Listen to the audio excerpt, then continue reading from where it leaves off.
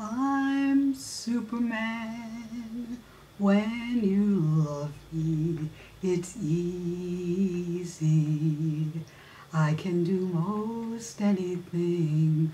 Watch me turn around.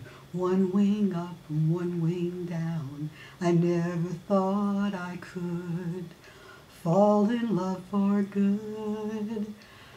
Hi everybody, Ally Waldman here. Welcome to Sunday with Ally for February 3rd, 2013, and it's the Barbra Streisand Videocast. And what's so super about today? Well, unless you've been living in a cave somewhere for the past 47 years, you know that today is Super Bowl Sunday. Now, I'm sure it's a bigger holiday in America than it is around the world, but it's the big game. It's Super Bowl Sunday. So we're feeling super, and before you sit down to watch the game, or if you choose to ignore it entirely, let's talk a little Barbra. And we all know how super she is. And check in on what happened this past week. And of course, we got the most stupendous super news this week when it was announced that Barbra Streisand, for the first time in 36 years, will be at the Oscars singing. That's right, folks. For the first time since Barbra sang Evergreen at the 1977 Oscar telecast, she will be appearing to sing again. Now, of course, the big question that, by the way, the date is February 24th. And of course, we do know Barbra's lucky number is 24, which might have influenced her thinking that she wants to sing on this year's telecast. I think there's a couple of other reasons why that she might have chosen this year. For one thing, the executive producers of this year's telecast are Neil Marin and Craig Zadan. And they've done a bunch of television musicals and TV movies and different productions.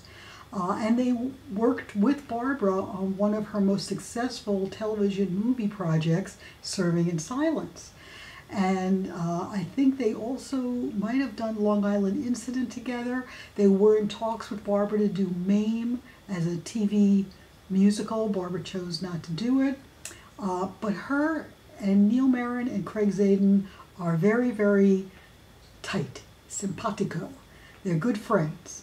And when Marin and Zadan were chosen this year to executive produce the Oscar cast, my first thought was, well, they will try to find a way to fit Barbra in. Now, of course, I was hoping that Guilt Trip would get enough positive attention that Barbra might get an Oscar nomination, or that the film would be successful enough to warrant her and Seth appearing. Well, that didn't work out with the Guilt Trip. However, Barbra has had a good year. 2012 was a great year. And Back to Brooklyn was a great event. And Release Me was a fantastic album reminding people of the incredible music Barbra has made. And Marin and Zadan have decided to salute the movie musical with this year's Oscar broadcast on ABC. So they first issued a statement that there was going to be a salute to the last 10 years of movie musicals, which included, and they mentioned Chicago, Dreamgirls, and Les Mis. Now, also in the last 10 years has been Nine, and Barbra could sing Unusual Way, which she sang at the 2006 concert, and which we know comes from the movie Nine, or the musical Nine, and that would certainly be perfect. She could sing something from Les Mis, because we know that she recorded On My Own, even though she never released it. Or she could do something non-movie musical related to this past year, or this past decade. You know, Barbra could, bend the skew the story and say, I'm going to sing something from my last movie musical, Yentl. And she could sing The Way He Makes Me Feel, or Papa, Can You Hear Me? Or she could sing Evergreen again and honor the first time that she won the Oscar for composing. Or she could go back even further and sing something from Funny Girl, her very first musical, and perhaps segue that into what is going to be her probably last movie musical, Gypsy. In other words, from Back to Brooklyn, the Don't Rain on My Parade, Rose's Turn, Some People medley.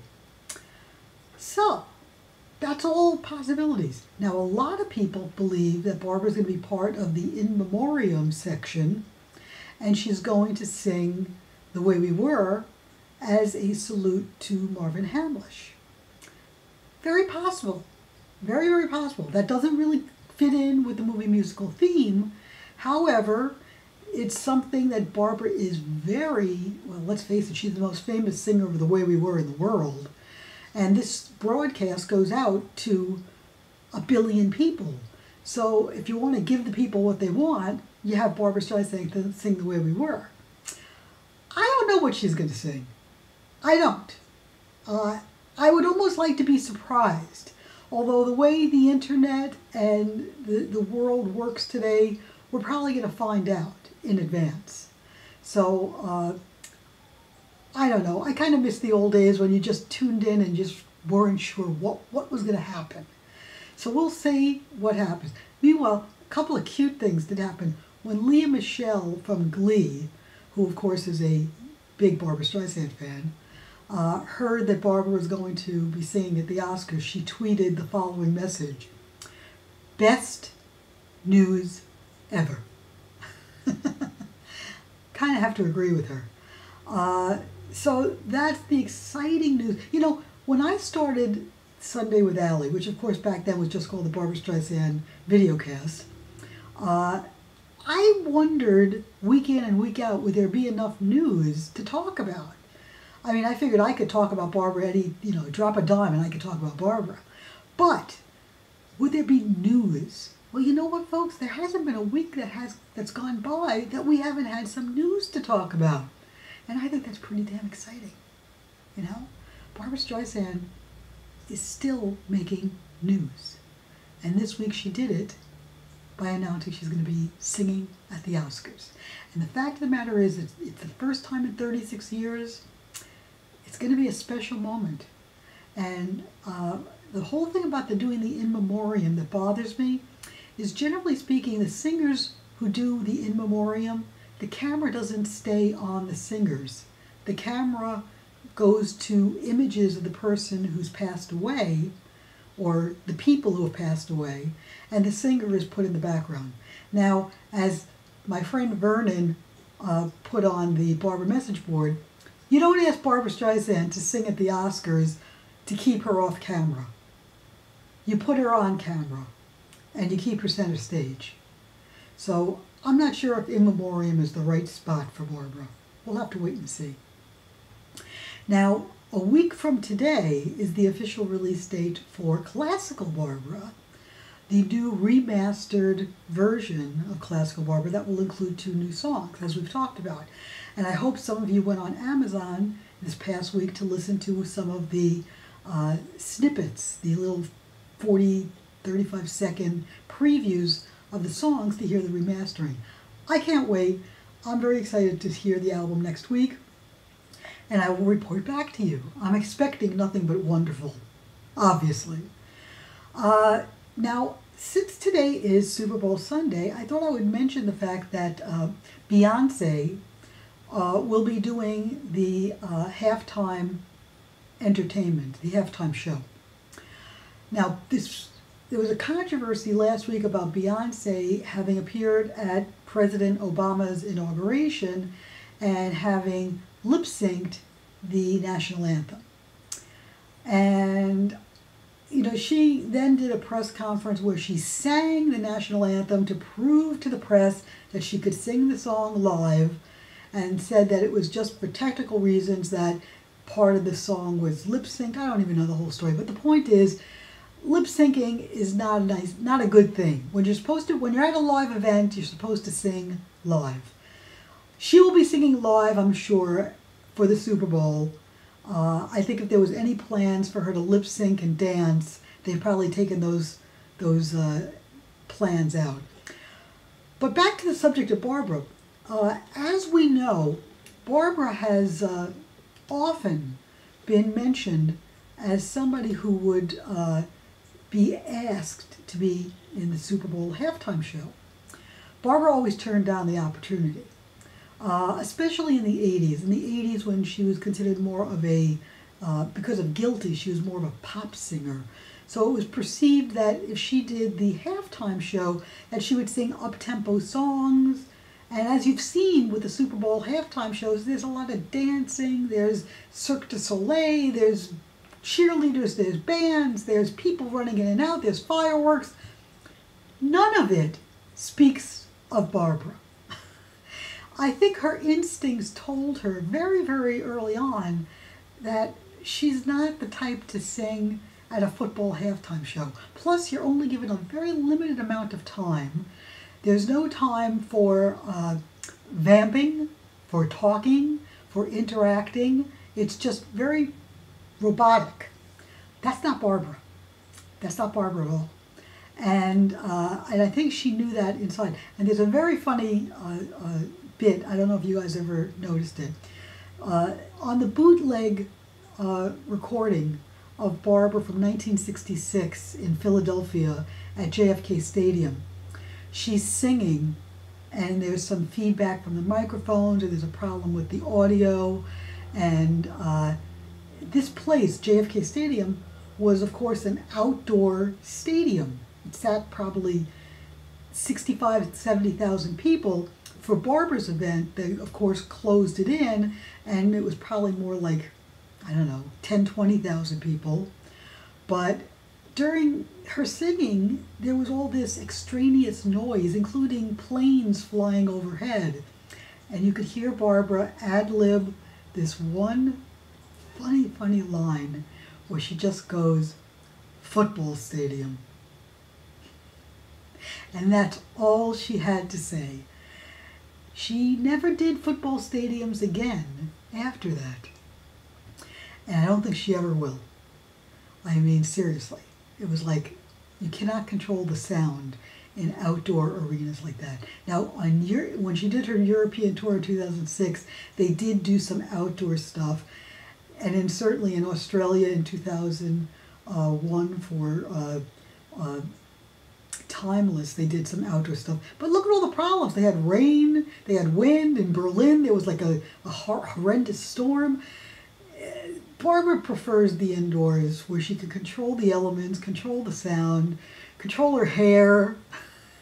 These are all very important things. I always thought, though, in Australia, when she came out in the raincoat and the rain hat and sang, despite, sang "Come Rain or Come Shine," despite the horrible weather, I thought that was a very, very brilliant thing. And clearly she knows how to handle the elements, because at the Hollywood Bowl, just this past November, when it was freezing and she was freezing her kishkas off, she came out in a fur jacket. She had mittens on. She was worried about the audience. Her hot tea was turning cold, but being a trooper, she played on. Anyway, so today when you watch Beyonce at the Super Bowl, don't say, gee, it should have been Barbra, because the fact of the matter is, Barbra would never really want to do a Super Bowl halftime show, no matter how often they named her as a possibility. And believe me, they did name her a lot. Now, I wanted to give you guys some information. I'm reading my notes here. I got some very, very good news about Gypsy this week. A lot of this Barbra appearance at the Oscars has to do with Joel Silver, who is the producer, co-producer of Gypsy with Barbra. There's a lot of politicking going on, a lot of, they're pushing this movie through, only because it's a big production. It's not going to be a little production. And Hollywood is a different place nowadays. But Gypsy is going to get made. It's going to be made in 2013. I don't know if it's going to be released in 2013. My guess is more 2014. But it is going to be made in 2013. And I think my sources have told me that the time between the Oscar broadcast and the Lincoln Center honor, there's going to be something going on. and Barbra watchers everywhere should be paying attention to Barbra, Gypsy, and News. Okay? Now, a year from now, if I come on and Barbra still hasn't started Gypsy, you can all throw tomatoes at me. But I'm telling you, I believe my sources. I believe that Gypsy is going to happen, and I want you all to keep on having faith. It's almost like Peter Pan. If we don't believe, it's not going to happen. So everybody, you must believe in Gypsy. You must believe in Barbra. Okay, now back to my notes. Oh, this week I was reading an interesting article in Entertainment Weekly, and Kevin Spacey is starting this new project on Netflix called House of Cards, and he was being interviewed, and they were going over his entire filmography, his best films. And one of the films they mentioned was the Bobby Darin movie that he did. I think it was called Beyond the Sea. And he mentioned that it was a very important project to him, but a lot of people criticized him for playing Bobby Darin because they said he was too old to play the role. And Spacey had a great line, which I think applies to Barbra and Gypsy. And he said, why do we go to the movies and we'll believe that a guy can turn into a spider and climb the side of a building, or that a guy could put on an Iron Man suit and fly around the world? Why do we allow, we believe that, but we don't want to believe that somebody who's older can play a character that's younger? Is that fair? Is that right? Is that nuts? Yeah, that's nuts. So forget about it. Forget about it. If Barbra plays Gypsy, she's going to be the definitive Mama Rose, no matter what age she is when they start shooting. Okay? Now, I have been getting some questions about the international distribution of Guilt Trip. Here's what I've been able to find out. The international distribution has nothing to do with Paramount. Paramount basically bids out all the distribution to local distributors. So it's all done regionally, territorially, and I think between now and June, Guilt Trip will be released in different parts of the world by different distributors. So wherever you live, don't lose heart, and don't write to Paramount because they can't do you any good. Now, for my friends in France, I did hear that May was more likely than any other time that Guilt Trip will be released. I know it would just open in Australia. I think in February it's finally opening in England. So be patient. I know it's frustrating, but that's the way things work nowadays. It's not the way it was during Funny Girl and The Way We Were, and I guess the studios had more power then, at least for distribution. I did hear that Barbra has been working on the Back to Brooklyn DVD.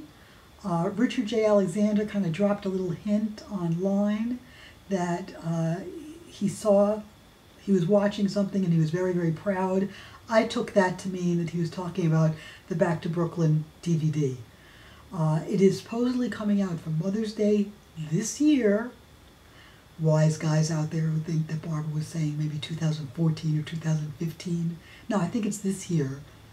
And I think that's a good sign. I also have heard that she is working on the 12 DVD set. Now, speaking of the 12 DVD set, supposedly the Gary Moore show, which was going to be released and was listed on Amazon as something a distributor was putting out there, the entire show, well, now that's been pulled. Amazon has canceled all those orders.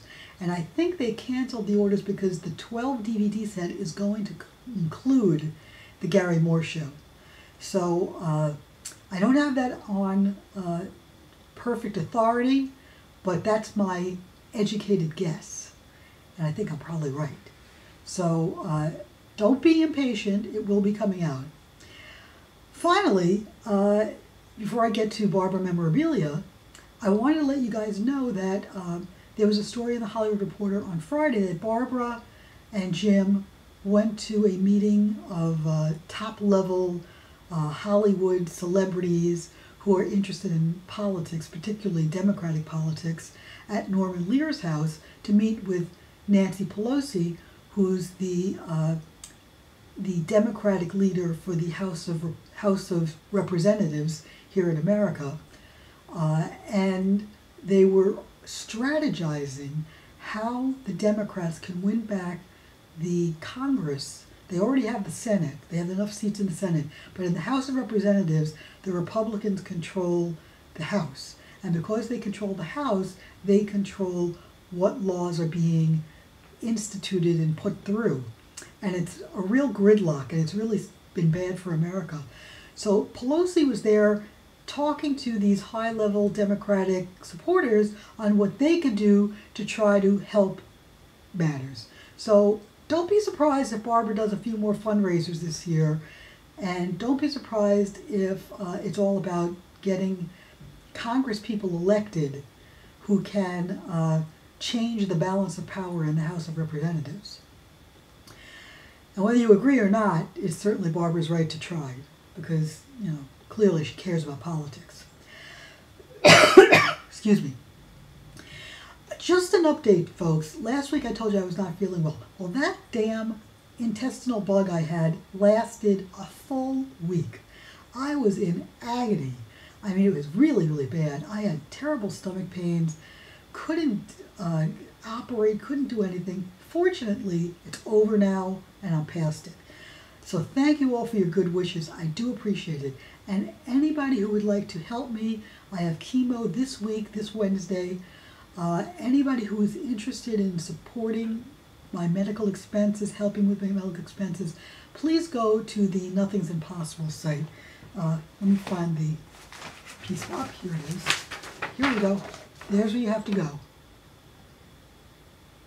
See that? And if you can make a contribution of any size, any amount, it'll help. So quickly, let's get into Barbra memorabilia for this week. I haven't been crazy about any of the names, folks. I don't like the Streisand stash. It sounds too much like Barbara's, you know, hiding a stash of marijuana somewhere. And I don't care for Barbabilia or Streisandania or any of those things. So let's keep working on a title. For now, let's just call it Show and Tell. Okay? So the first thing I want to show you, this is a chip from the Las Vegas Hilton. And this was sent to me by my friend Sal, because the Las Vegas Hilton, here it is, the Las Vegas Hilton, was originally the Las Vegas International Hotel, where Barbra opened in 1969. At the time, she was the highest paid performer ever. She was getting $100,000 for 4 weeks' work, which was the most ever until Elvis broke her record, like, you know, a month later when he went to the International. So I thought that was interesting. Now, around the same time, well, actually a couple of years later, 1972, you might recognize this cover. This is the cover of Show magazine, Barbra and Jason. This is from April 1972. Now, what you may not know about this cover is this is one of Barbra's favorite all-time photographs.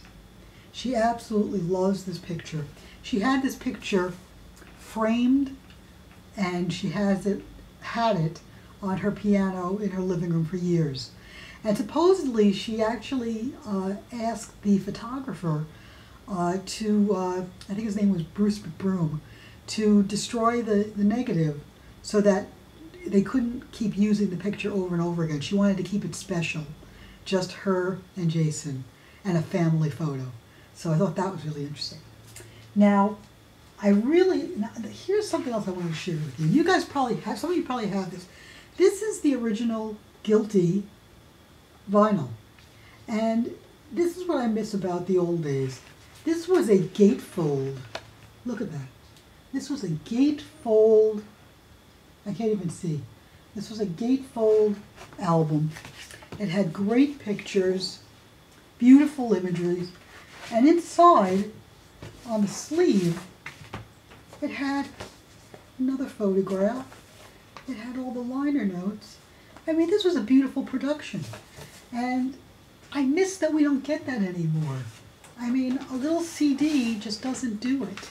So, if you don't collect vinyl, or if you never thought about it, you might want to start thinking about it, because these are worth having. And whether you've got a turntable anymore or not, I still think it's wonderful. Now here's another thing. Some of you might have this. This is a little biography that came out on Barbra in, oh gosh, when the hell was this? Let's see what the date says. Oh, wait guys, need my glasses. This was 1976. This was right after Star is Born. Now this is the paperback version, and it was part of a series clearly called The Entertainers, and you could buy this, but here's something really rare. This is the hardback version, and this was from the Orange County Library, and I bought it, the Orange County Library in Orange, California. And what I did is I found this on eBay. It's the exact same book, except in hardback. So I think that makes it a little bit of a rarity. And finally, oh, actually two more things. Before there was Photoshop and they still, desktop publishing and people could make their own greeting cards, some companies actually made their Barbra Streisand greeting cards, like this one. This was put out by a company called Utterly Unredeeming Card Company. And it was obviously Barbra and Walter from Hello Dolly. And the joke, as you can see, says, "How do you know when a Jap is having an orgasm?" Quote, "She drops her emery board." Now a Jap, of course, is a Jewish American princess. Nothing on the inside, you can put in your own note. So that's how they did it in the old days, folks. I mean, this is going back to, wow, I guess this is like 1985. Yeah. Finally, a big shout out to my friend Jeff Lynn, who in his generosity sent me this lovely Barbra collectible, which I'm going to put on my bookshelf for the future. This is my Barbra Streisand license plate that he had created for Back to Brooklyn 2012. And I waited all week to show it to you, but I also wanted to wait all week to thank Jeff personally over the internet to everybody for doing such a nice thing. And I really appreciate it.